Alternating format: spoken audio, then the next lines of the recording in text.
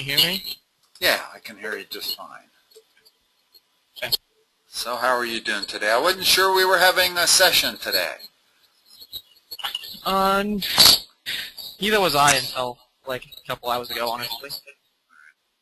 But it looks like this week we were having a session to go over my calculus final here, and then next week we won't be having a session.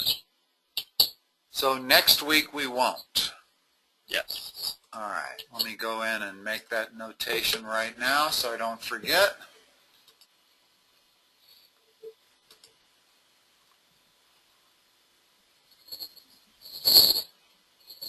So how are things going in general? The 77 that you got, is that a satisfactory score for you? Well, I would have liked to have done better, but all things considered that went wrong this year, I'm not mad on a 77. Okay.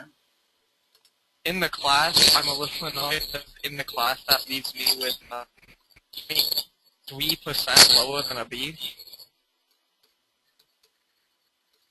But, so next semester I'd like to do better, but for this semester that's completely satisfactory. Alright. Can you solve this quadratic?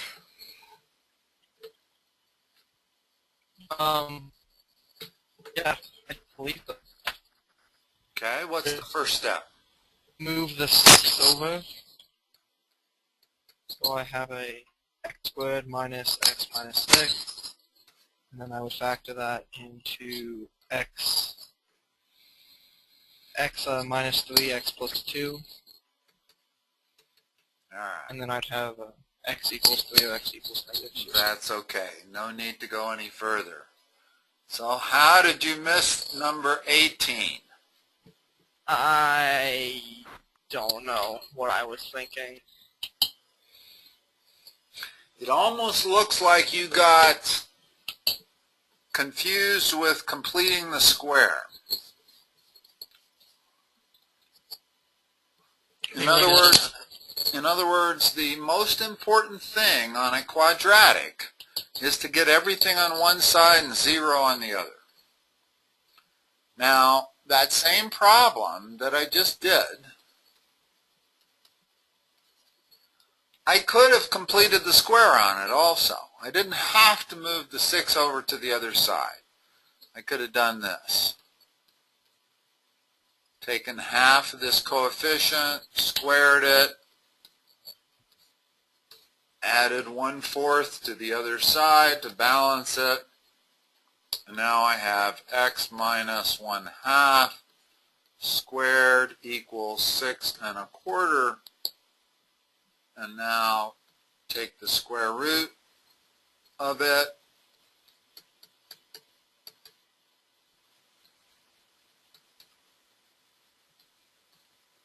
and now x is equal to 1/2 plus 2.5 or 1/2 minus 2.5. Those are going to be your two solutions. So you weren't that far off when you did this. I can kind of see why you confused factoring with completing the square. But when you have a quadratic, the very first thing you should look to do is to get everything on one side, 0 on the other, and factor it. If you can't do that, then the thing to do is to get everything on one side, 0 on the other, and apply the quadratic formula to it. And it looks like that's probably what you would have had to do with this.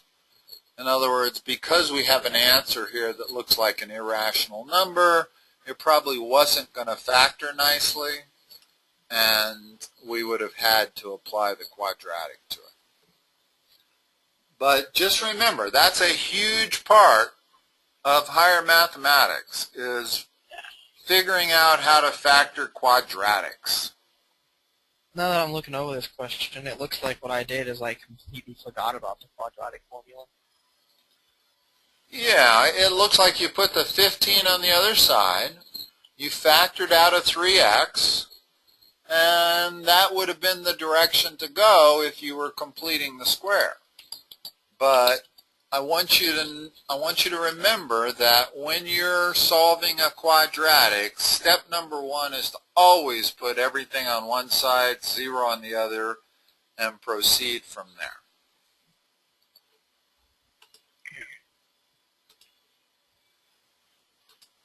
All right, let's go to the next one that you missed. You did good on this test, and you should have gotten 3 points there. So you should have done a lot better. I know you know how to do 18.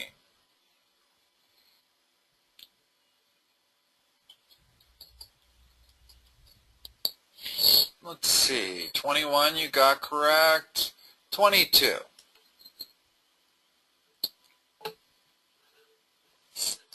I'm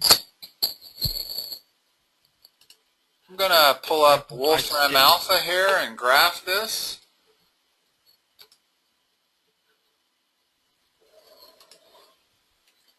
Sine of cosine x minus 2. Sine of cosine x minus 0.1x.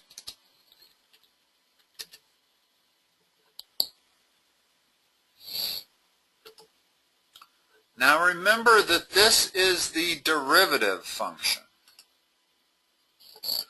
The derivative is given by this. How many critical points does the original function have between 0 and 8? Well, what happens when the original function has critical points? What does the derivative function equal? I thought the derivative had to equal 0. It does. In other words, that's exactly where the critical points occur on f, is when the derivative equals 0. Well, if I plot this derivative function, that's what it looks like. How many zeros are there between 0 and 8? We've got 1, 2, 3. So there are 3 points where the derivative is equal to 0. And when the derivative is equal to 0, that means the original function has a critical point. So that's why this answer is 3. Now, perhaps one thing you did possibly here is didn't get your scale correct. Actually, not this problem so much as one of the others. When we get to one of the others, I'll talk about that. For this problem here, I think you needed to know that the derivative function was equal to 0 and just find wherever those zeros were. And well, I think this was a calculator problem, right? That's what I was looking at now. I think when I actually did the test, I didn't realize it was a calculator problem, but yeah, it is a calculator problem. Yeah. I don't remember ever graphing this. Whenever you have a transcendental function, which is like a trig function or a logarithmic function or an e to the x function, those are transcendental functions. When you have it equal to a polynomial function, which is basically the case here, the only way I know how to solve that is with a calculator. Because if I said sine of cosine x is equal to 0.1x, I would have no idea how to solve that algebraically. It just is not something you even are taught to solve algebraically. So I know instantly that this has to be a calculator problem, because there's no way we have of solving this. If we said f prime of x equal to 0, we don't know how to solve that. The only way we know how to solve it is to graph it and look between 0 and 8 and count how many zeros there are. All right. So that one, I guess it was just a matter of me remembering to graph it. Yeah, well, and it's also, in other words, some of these you knew the calculus and you didn't know the algebra, like that quadratic. But this one here almost appears like you didn't know the calculus. In other words, critical points come when f prime of x is equal to 0. And then, of course, the only way to solve that is to graph it. And you can do that on your calculator. Perhaps one thing that happened is maybe you went to graph that on your calculator and your scale wasn't set properly. In other words, sometimes you can go to graph it and you don't see the zeros. We have another problem coming up that's like that. So let's talk about that when we get to it. I presume you only want to go over the ones you missed? Yeah, well, the ones I got right, for the most part, I'm pretty sure I understand what I was doing to get them right in the All first right. place. If I look like I'm going to skip over one that you have questions on, say something and we'll go back to it. But for the moment, I'll just go over ones that you did not get 3 points on.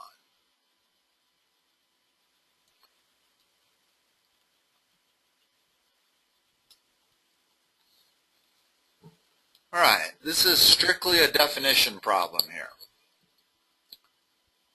Where is the inflection point on a function? Well, the second derivative equals 0. Exactly. So since this is in the calculator portion, we can graph x sine x minus 2. Let me do that.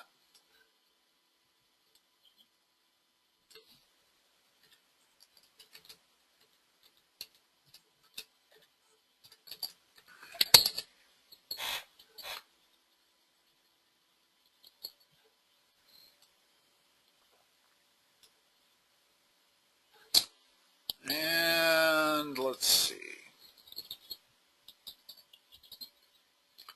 So how many points between minus 10 and 10 are there zeros? That's essentially what we're looking for. Yeah. I got my parentheses wrong here. Notice that one of the beauties of Wolfram Alpha is that it shows you your feedback of what your parentheses are. And I don't want that parentheses right there. It's a different function.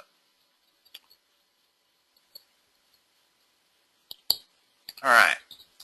Now, if I plotted this and I said, where are the zeros? It looks like there aren't any. That's not a zero because it doesn't cross the x-axis, nor is that. It looks like this might cross the x-axis if we saw enough of it. And of course, if we look at the higher scale, we can see it does cross the x-axis. And it looks like it's either 1, 2, 3, 4, or 2. The question is that to the left of minus 10 or not? And it turns out that it's not. In other words, if we look at the zeros,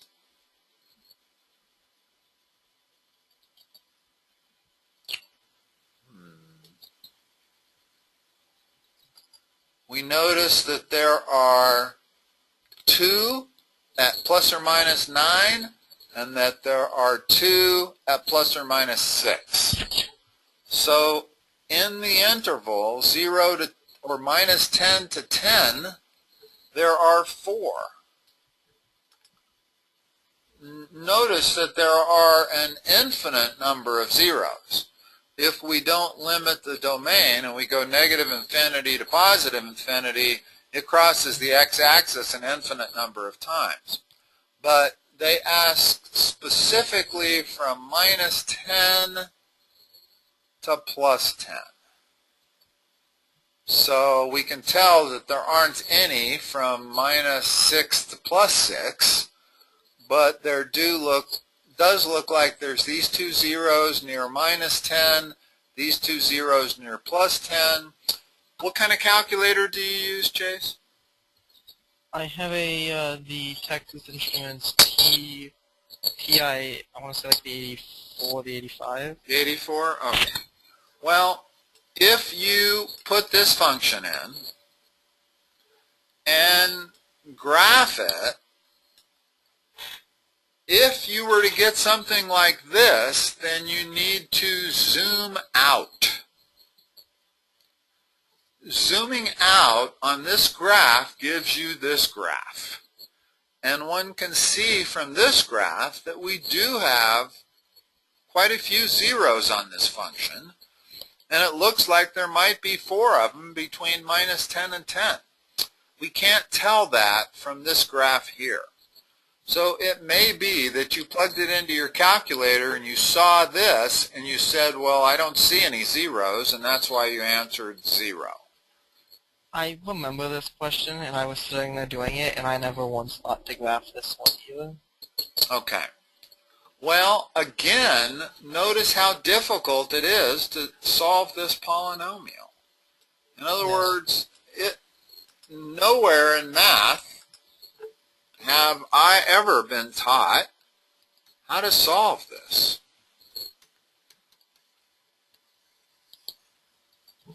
It is a combination of a polynomial and a trig function. That's not easy to solve. I have no idea how to solve that. The only way I know how to solve that is you can graph that, and you can graph that, and wherever they intersect, that's the solution. Or you can graph this, and wherever the zeros are, that is the solution. And certainly, at this level math, with graphing calculators, that is the way you want to always do these. Whenever you have a combination of a polynomial and a trig function, think graphing in order to solve it. Unless, of course, you're in the section that says no calculators, and then you have to think otherwise. But this section is calculators. Make full use of your calculator.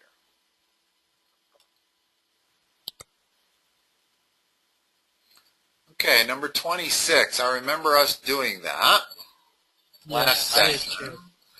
And I figured out where my problem was. Remember, I could not reconcile the fact that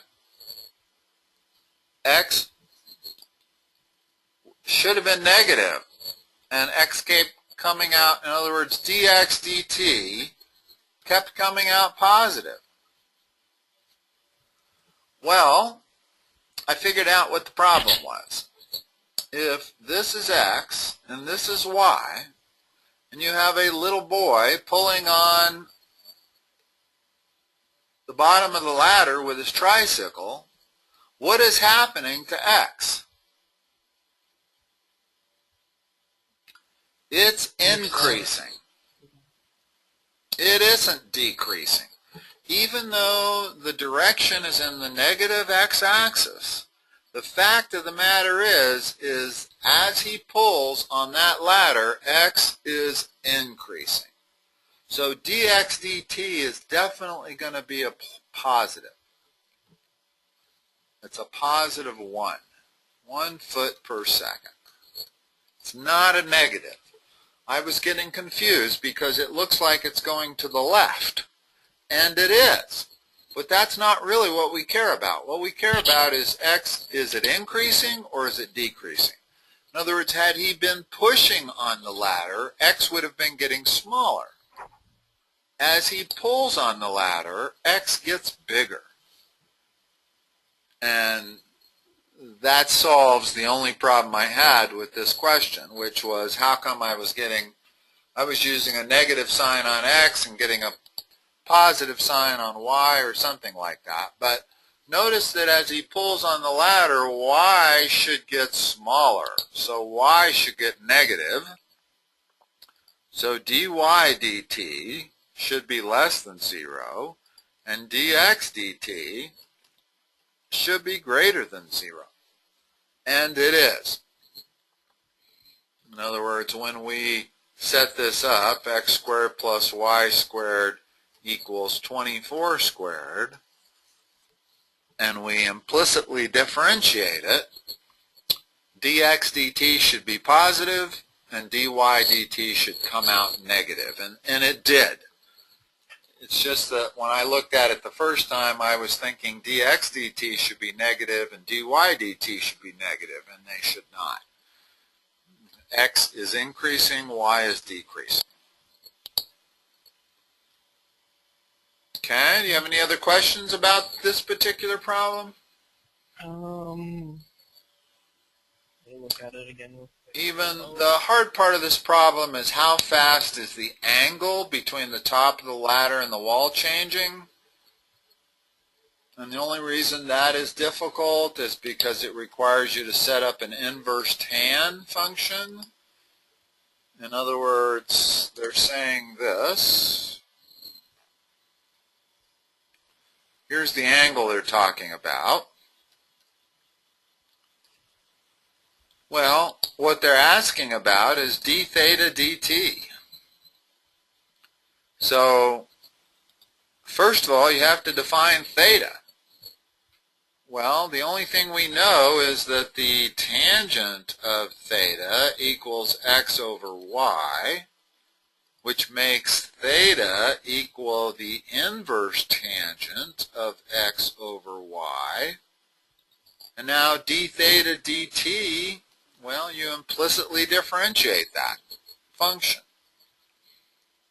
And since you're doing it with respect to time, every time you run into a different variable, you have to follow it by dx dt or dy dt. And we have to use the inverse tan derivative here. And we also have to use the quotient rule. So this probably was the toughest problem on your test, right there. And I didn't get it right, so, you know. Well, At least I didn't get that section right.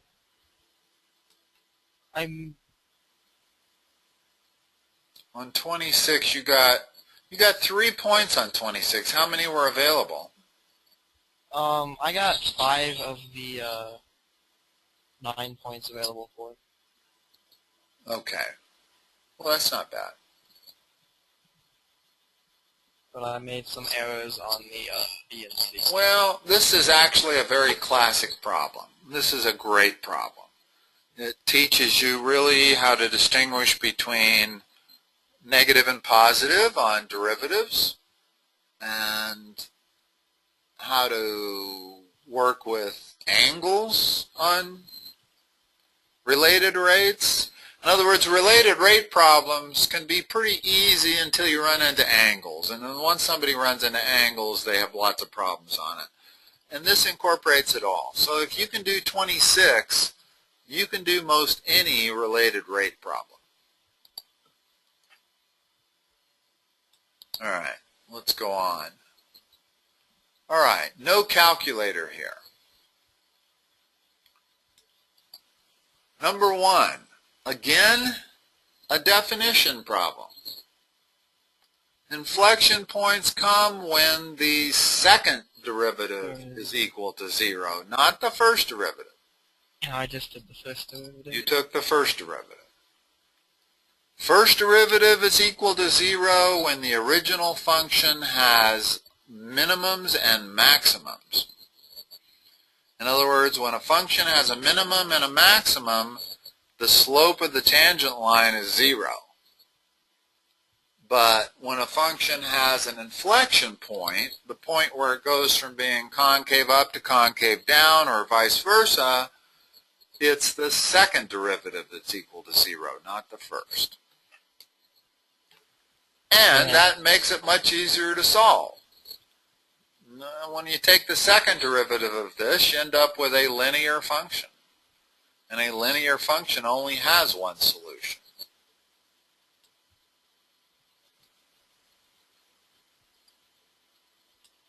I'm a little annoyed at myself now for missing that. All right, number 3 here.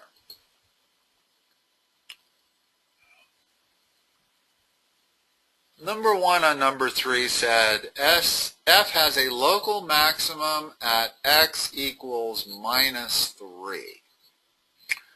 Well, we know that our extrema come when f prime is equal to 0, right? Yeah. Well, there's 3 places that f prime is equal to 0. One is when x is equal to 0.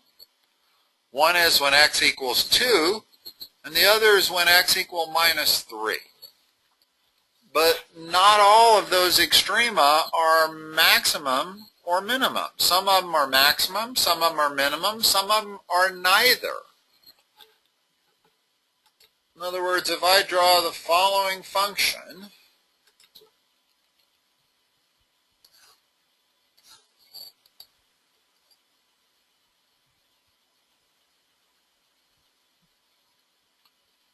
we have 3 places on this function where the derivative is 0. One is there. That's a local maximum. Yeah. The other is there. That's a local minimum. And the other is right there. And that's neither a maximum or a minimum. Well, let's talk about what matters here. Look at what the first derivative does going into that point. Positive, positive, positive, positive, 0, positive, positive, positive.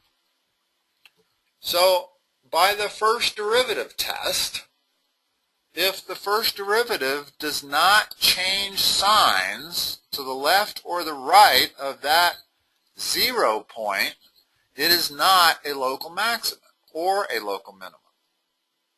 If it changes signs, notice what's happened there. I go from positive, positive, positive, 0, negative, negative, negative. So if the sign of your first derivative changes sign, it passes the first derivative test, which means it is a local maximum or a local minimum. Also, look at this point right here.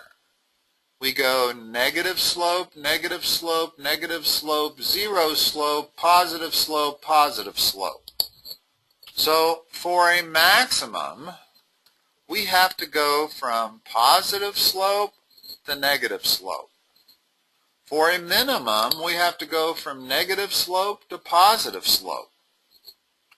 If it has a 0, but it goes from positive to positive or negative to negative, it's not a local minimum or maximum.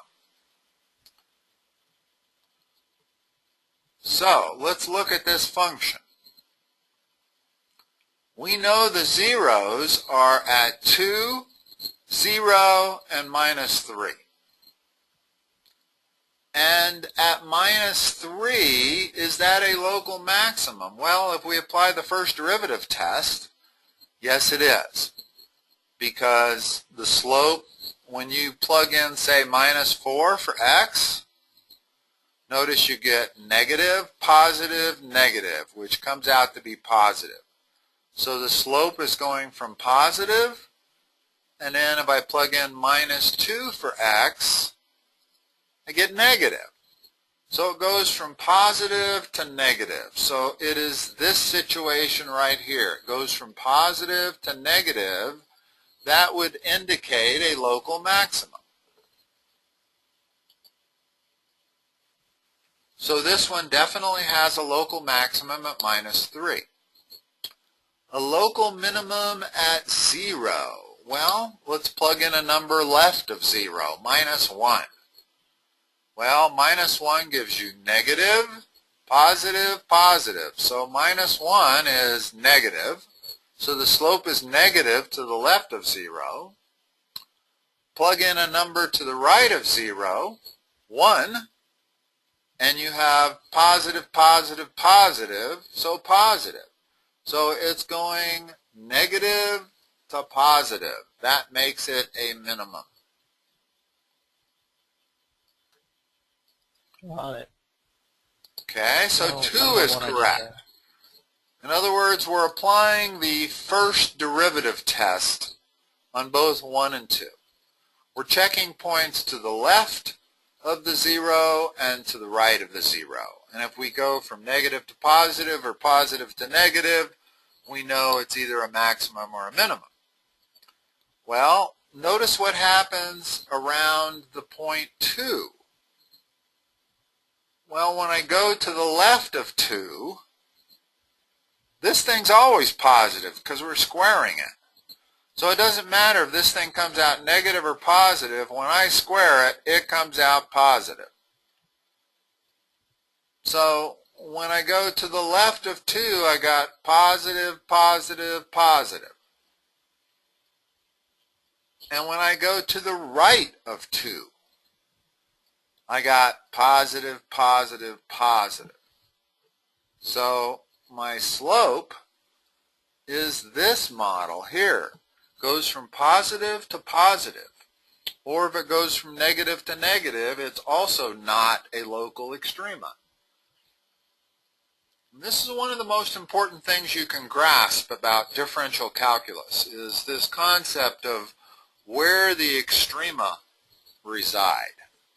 Because the questions we always have is, where are the minimums and maximums of these functions locally? In other words, not necessarily on the entire domain, but say between minus 10 and plus 10, where do I have a maximum and where do I have a minimum? So determining whether these extremas, whether they're maximums, minimums, or neither, is very important. So in this case, it was all 3. 1, 2, and 3. We have a maximum there, a minimum there, and neither at this point. I'm trying to figure out what I did there. 'Cause most of that I knew and could have done, but I just apparently didn't. Okay. All right. Let's look at 4. If f of x is that, then f prime is, okay, this is a very straightforward product rule, which is what she has said here. Okay. Let's go through the product rule just because you did well enough on this test that we don't have enough incorrect problems to last us an hour, so let's figure out how to differentiate with the product rule. So the product I'm going to rewrite this. Whenever I'm doing calculus, I never like radical signs. I want to list everything as an exponential. Okay, so f prime is what? F prime is the first term times the derivative of the second term. So x squared times 1/2 3x plus 1 to the negative 1/2. And then the derivative of the inside is just 3, so times 3. And then plus the derivative of the first term, which is 2x plus the second term.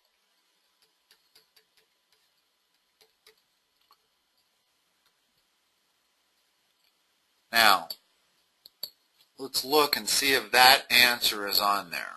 It might not be, actually, because a lot of things can be done with that answer in terms of simplification.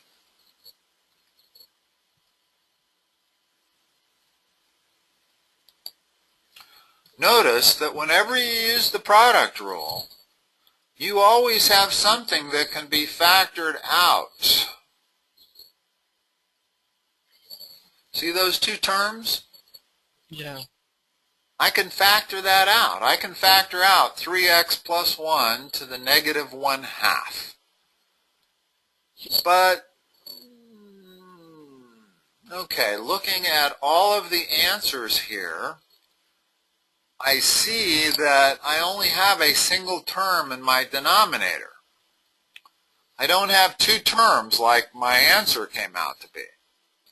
So I do need to factor that out in order to match what they are looking for. So let's talk about doing that.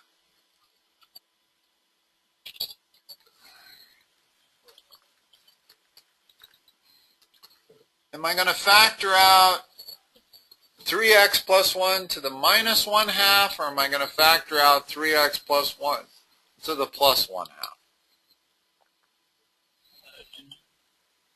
To the plus 1/2 so that you get it from the bottom. Minus 1/2. You'll see why in just a moment. If I divide both sides by 3x plus 1 to the minus 1/2, I'm dividing every term by that.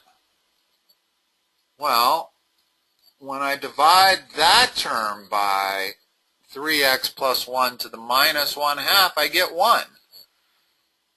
So I get 3x plus 1 times everything else, 3/2 x squared. So I get, first of all, 3x plus 1 times 3/2 x squared. Now let's divide this term by 3x plus 1 to the minus 1/2. Well, what do I get? I get 2x. When I divide this term by 3x plus 1 to the minus 1/2, I get 3x plus 1. Now, if you look at this expression, you will see that we have a single denominator. The denominator is 3x plus 1 to the 1/2. Well, the numerator I gotta reduce. Okay, so if I multiply that, I get 9/2 x cubed plus 3/2 x squared plus 6x squared plus 2x. So this is the kind of answers that we're looking at in our multiple choice. Notice that everything has a single denominator, and that denominator is 3x, the square root of 3x plus 1/2. So this would work, this would work. It's either A or B. Well, hold on, before I make that statement, because this could just be, let's reduce this thing. See what happens. These fractions in the numerator force us to bring this 2 down to the denominator, and we're going to have a 2 down there. In other words, when we go to simplify the numerator, what do we get? We get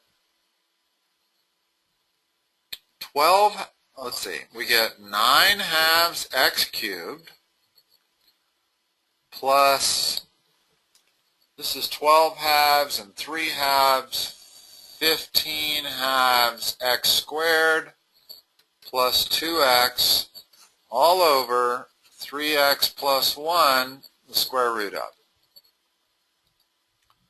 Now, what do we have to do to reduce this? Well, if we want to get rid of all the fractions, we have to multiply the top and the bottom by 2. What does that give us? 9x cubed plus 15x squared plus 4x all over 2 times the square root of 3x plus 1. This is the answer we are looking for.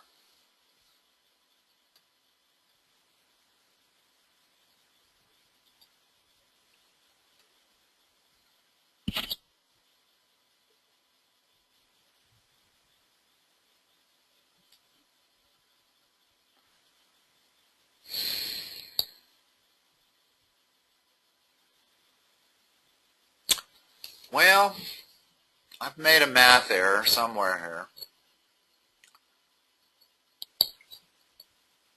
because this answer isn't on there. She has circled this. This looks very similar to this. It's possible that I got a sign incorrect and that the x cubed terms canceled out and left me with everything else, which would be this answer.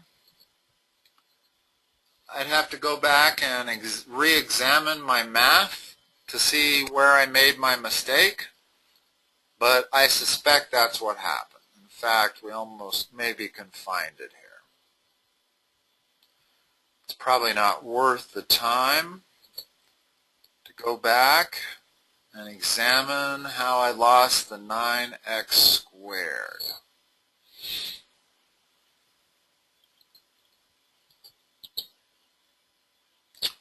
I don't see it.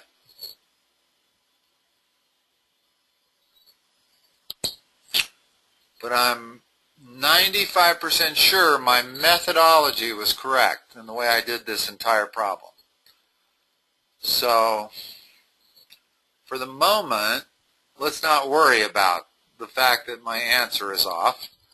There's always the possibility that you can make a math error and it could take 15 minutes to find it. So, let's go on to number 8.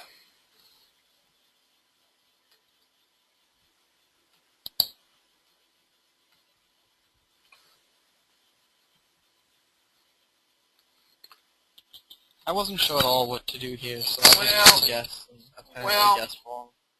This is not an easy problem. This is, first of all, if this function and this function are differentiable, then they have to be continuous at x equal 1. Agreed? Yeah. Okay, in other words, if I have two functions, and here's x equal 1, and this function looks like this,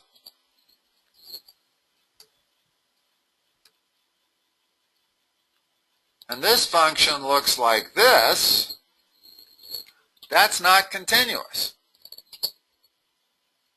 So the only way they're continuous is if they leave off at the same exact point.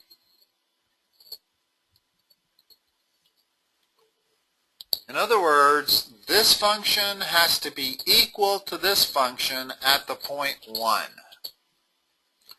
So I can say 3ax squared plus 2bx plus 1 equals ax to the 4th minus 4bx to the squared minus 3x at the point x equal 1. Well, what does that mean? That means when I plug in x equal 1, 3a plus 2b plus 1 has to equal a minus 4b minus 3.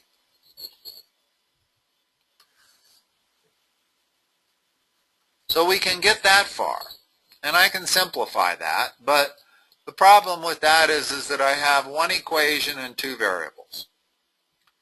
So how do I solve for b? I can't, based strictly on that equation. Well, notice what she said here, is that you have to set them equal to each other at 1, and then you have to take the derivatives of each other and set them equal at 1. Well, that's the part that's tough. In other words, I can certainly make the statement that to be continuous, which is to say that if they're differentiable, they're continuous, and in order to be continuous, certainly this has to be true. So I can come up with that equation. Now the second part is take the derivatives of each function and set them equal to each other at 1. Well, why is that true? Well, the derivatives are the slopes, right? In other words, there's the slope there, and then there's the slope there, When I get to that point, that slope is for that function, that slope is for that function. So we can see that not only do the functions have to be equal to one another at that point, but the derivatives have to be equal to one another at that point. Well, taking the derivative of this, I get 6ax plus 2b equals 4ax cubed minus 8bx minus 3. So now I have a second equation, 6a, that is true when x is equal to 1. So it's 6a plus 2b equals 4a minus 8b minus 3. So there's my two equations, two unknowns. I can solve for b. That's algebra. Do you have any questions as to how we would solve for b? No, I think I understand at this point. All right. The key understanding on this problem is that the original function has to be equal to the other function at the point 1. But the far harder concept to understand is that their derivatives have to be equal to each other at that same point. And that gives you the second equation, this equation right here. That equation is their derivatives are equal. This equation is their functions are equal. And between the two, we can solve for b.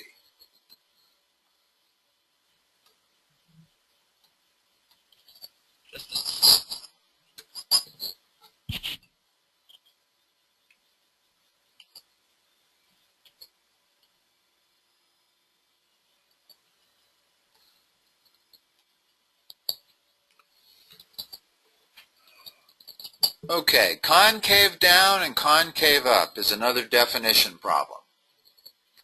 The inflection point equals 0 is where? The inflection point is the second derivative. Concave down means what? Oh yeah. Concave down is when the first or second derivative is positive, right? Negative. Negative? When the second derivative is positive, it's concave up. That's the easy way to remember it. In other words, greater than 0 means up.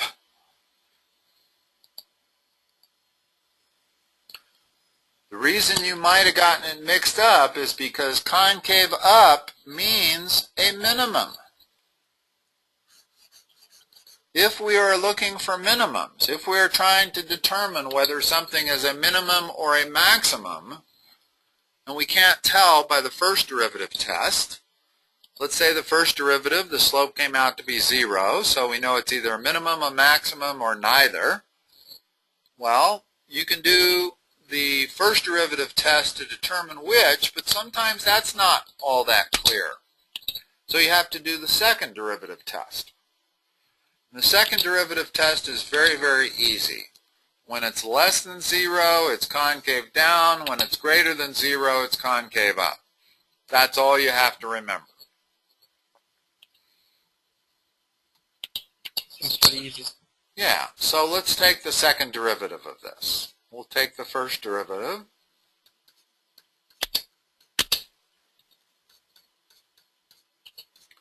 That's f prime, or that's y prime, excuse me. Y double prime.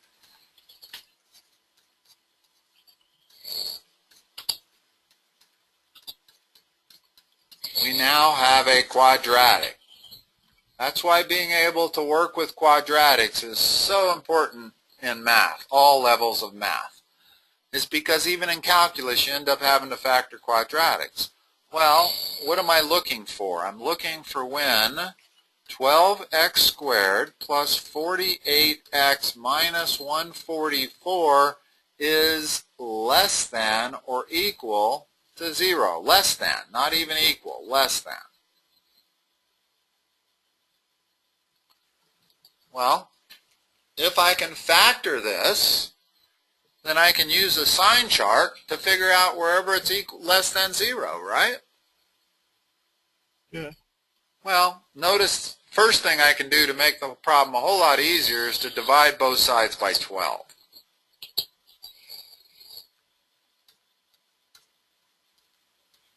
And now we have something that we can work with easily. Well, now I can factor it quite easily. How does that factor?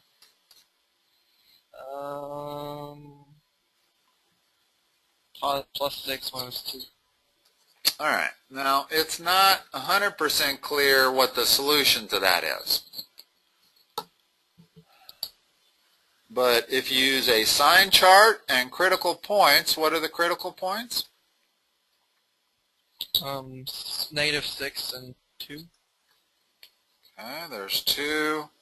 There's negative 6. Check points to the left of negative 6. What do you get? You get negative there.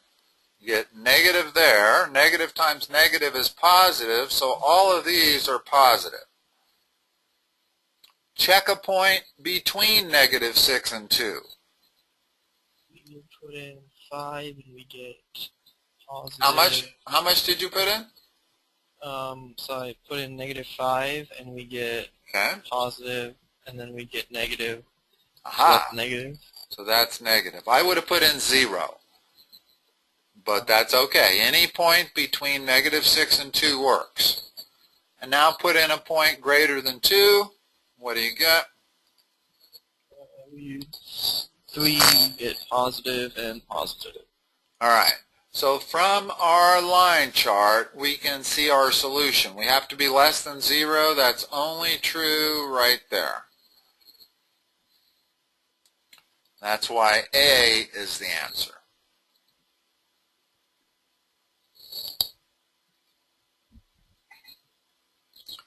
Now, I use a sign chart even when I have a product. The sign chart is particularly useful when you have a quotient. When you have some linear function divided by another linear function. But even with a product, maybe I could figure out what that answer is without using a sign chart, but the sign chart makes it so much clearer, and you're 100% sure of your solution when you use a sign chart. Okay?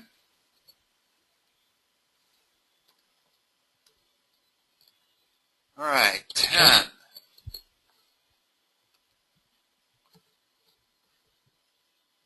The first derivative of a function is equal to the limit of f of x plus h minus f of x all over h as h goes to 0.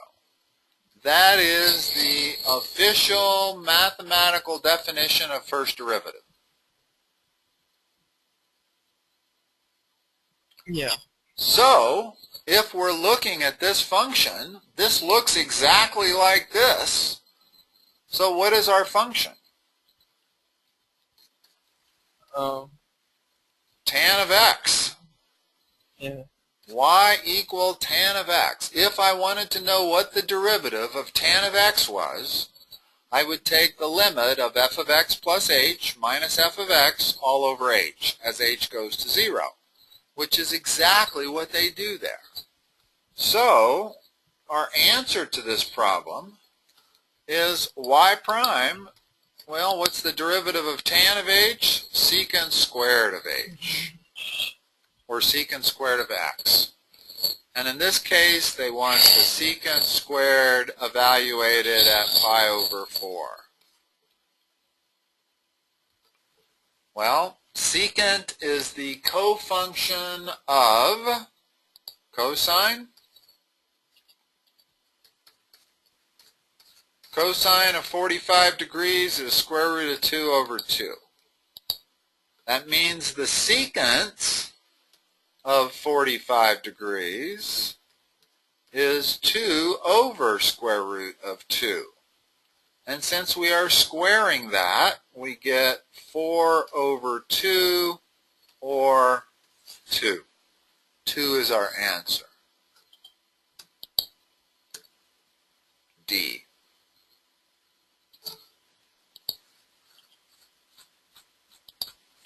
There's actually 2 questions in this pamphlet that are like this. There's this one,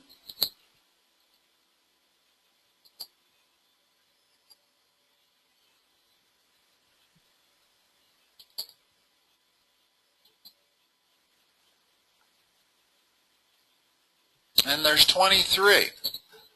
This is exactly the same. In other words, this thing that they've outlined right here, f of 6 plus h minus f of 6 all over h, that's the first derivative. They're telling you the first derivative of the function evaluated at 6 is equal to minus 2. That's exactly what that says. And then you can answer each of these based on that.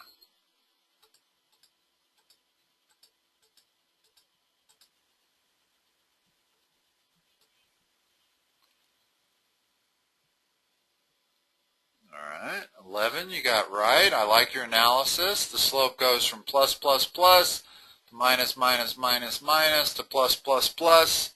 You just have to find which graph as positive, negative, negative, positive.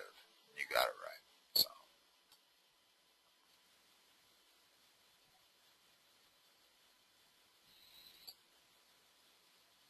Okay, 15 is a little tricky to understand. Know that S of t is the position function.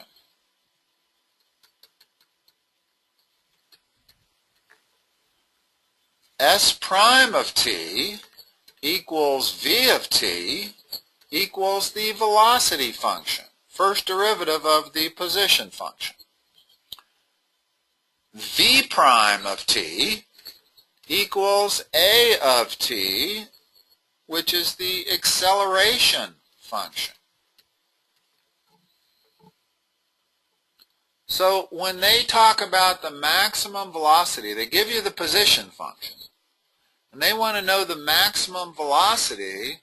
Well, isn't that the same thing as saying, well, if they gave us the velocity function, to find the maximum velocity, I would take the first derivative of the velocity function and set it equal to 0. Because we know maximums look like that. They have first derivatives that are 0, slope.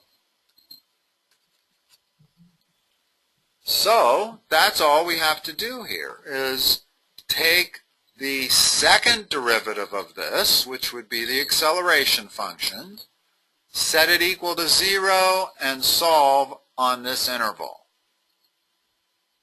Well, first derivative is 6t squared minus 24t plus 16. Second derivative is 12t minus 24. So where is, on that interval 0 to 5, where is the maximum? The maximum velocity is going to be where the first derivative of velocity is equal to 0. That's this function, the acceleration function. So I set that equal to 0. 12t minus 24, t equals 2. That's in my interval 0 to 5.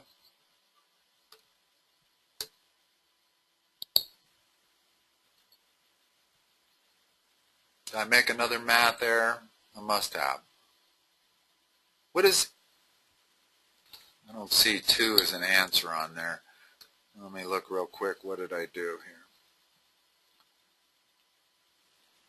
Okay, we got the first derivative is 6t squared minus 24t plus 16. Second derivative is 12t minus 24, and we're going to set that equal to 0. T comes out to be 2.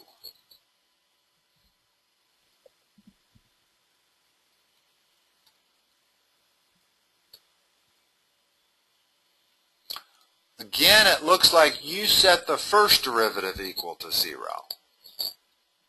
I did. Well, that would give you the maximum position. The maximum displacement would be equal to that.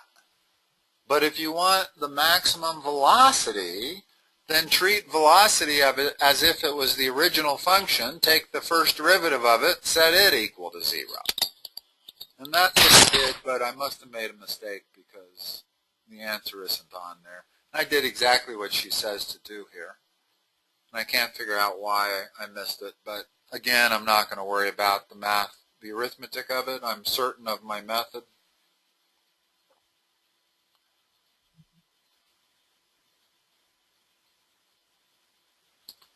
All right, let's look at the last one here, just in the last few seconds we have here.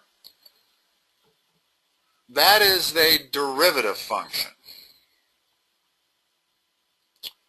We can see that this function has horizontal tangents at 2 right here and at 4, and it has a corner at 6. So is f continuous? Explain. Well, yes it is, because if it is differentiable, it has to be continuous. And we can see that it's differentiable on this interval, minus 3 to 9, because I've got values at every single point on the derivative function. There's no missing spots there. The fact that this is a corner doesn't hurt us. It's still continuous. This is not differentiable here, but the original function was differentiable. Otherwise, we wouldn't have a continuous first derivative. So A is continuous. Find all values of x at which f attains a relative minimum. Justify your answer. Well, we know minimums and maximums come when the first derivative is 0, right? Not only that, so we have a point here where it's 0, we have a point here where it's 0, and we have a point here where it's 0. Well, which of those are maximums, and which are minimums, and which are neither? Well, let's examine this one right here. The first derivative goes from positive to positive. Is that a minimum or a maximum? That's a positive.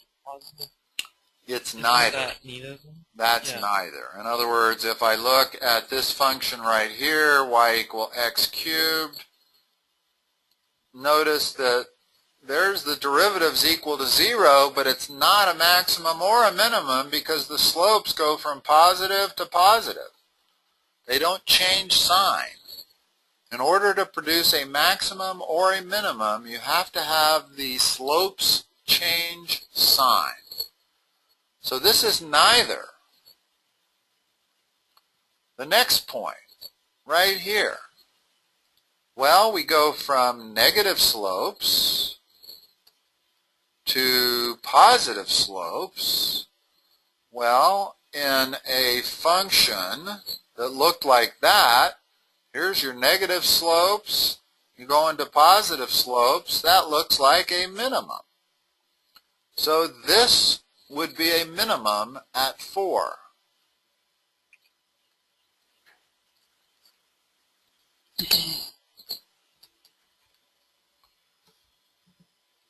At 7, where the first derivative is again equal to 0, but it doesn't pass the first derivative test because it goes from negative to negative.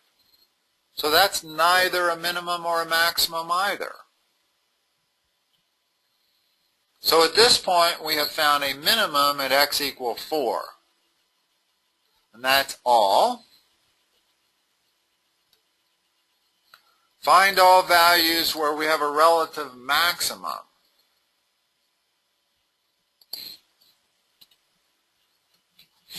Well, according to my analysis, there aren't any, but this corner presents a bit of a problem. What produces a corner on the first derivative? Notice the slopes go from plus to minus, so we could possibly have a maximum there, even though it's not 0. No, I don't think so. We don't have really enough time to cover this in depth today. But I don't know. I haven't figured out what the consequences of that corner is. Find all values of x. Okay, what values of x does f attain its absolute maximum? Well, what did we figure out? We figured out that we don't have a maximum between minus 3 and 9. So we would want to check the endpoints.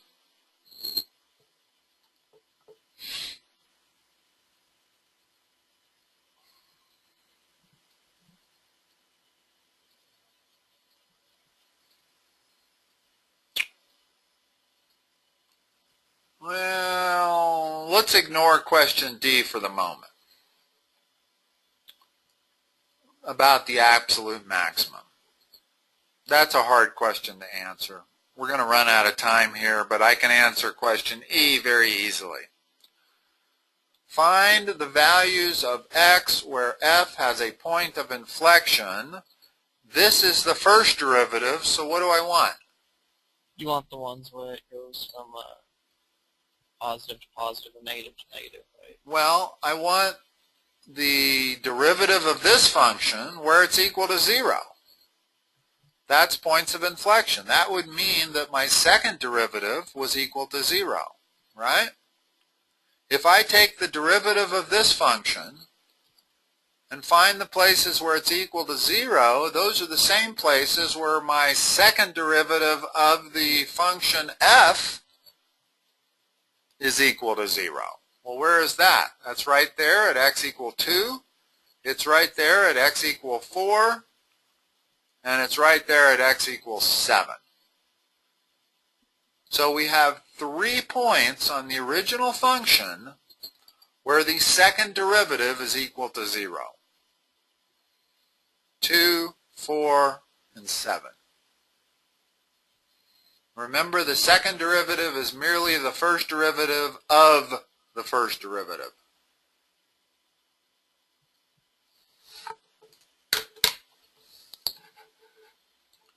All right, why don't we end the session there. That's actually a pretty good score on this test. I'm proud of you.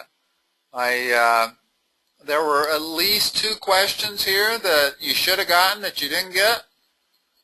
And I don't know, that adds what, 6 more points? So you should have gotten an 83 on this test. In other words, you didn't flunk the calculus part of it, you flunked the algebra 2 part. And there were 2 questions where you missed the algebra part of it. Yeah. But that's not bad. So it looks like you're making some progress, Chase. That's good. Thank you. So let's see. So we are not having a session next Saturday, but 2 weeks from Saturday we will?